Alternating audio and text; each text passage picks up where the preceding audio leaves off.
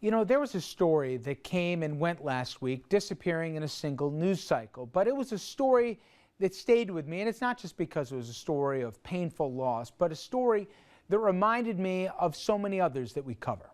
Infantryman Dennis Weichels, his final act was one of unquestioned valor and selflessness. The 29-year-old from Rhode Island was killed last week in Afghanistan after pulling a little girl from a mine-resistant, ambush-protected vehicle in the eastern part of that war-torn country. His unit, it was leaving a firing range when they encountered several Afghan children in the convoy's path.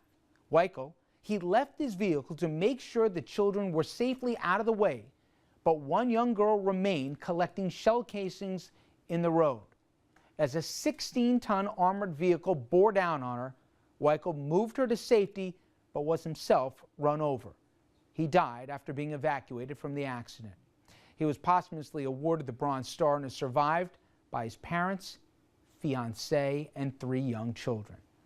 Now, unfortunately, his story and other stories of valor, and as we know, there are many of them, they were an afterthought after Sergeant Bales went on a shooting spree, killing 17 Afghani civilians, including women and, yes, children.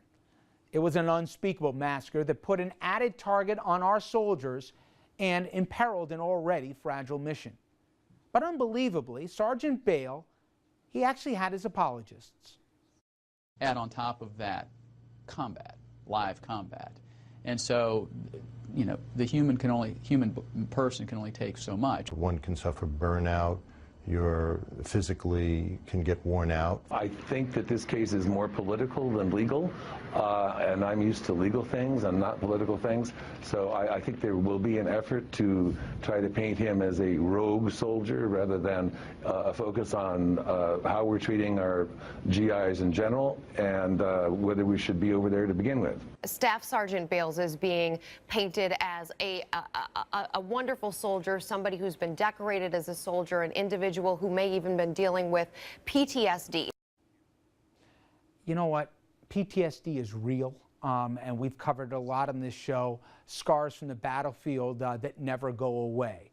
But to any way mitigate what he did, as I'll show you in a second, I think the consequences go far beyond just that one soldier. And you know what? This story, it reminded me of a couple others. It reminded me of the abuse scandal that rocked my church, the Catholic Church.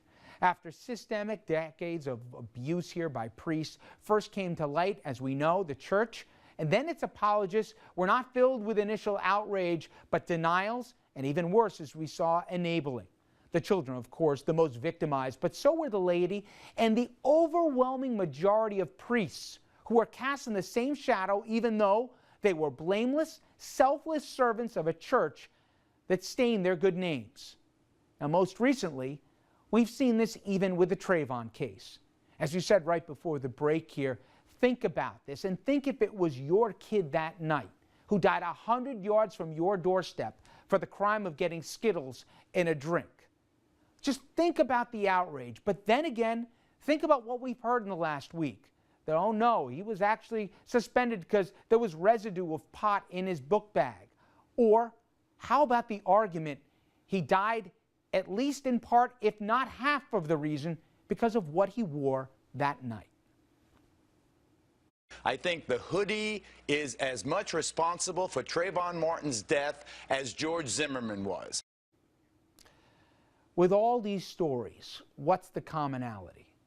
Bad actors, instead of being recognized for what they are, being excused or thrown under the cover. And who are the real victims?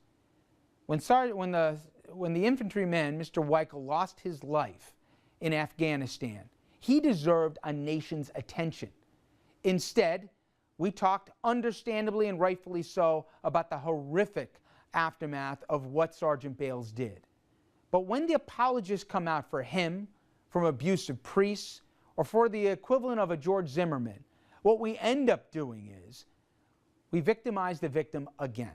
And I think we all ought to put a little bit of perspective on this the next time, unfortunately, a story like this will, and it will, come our way.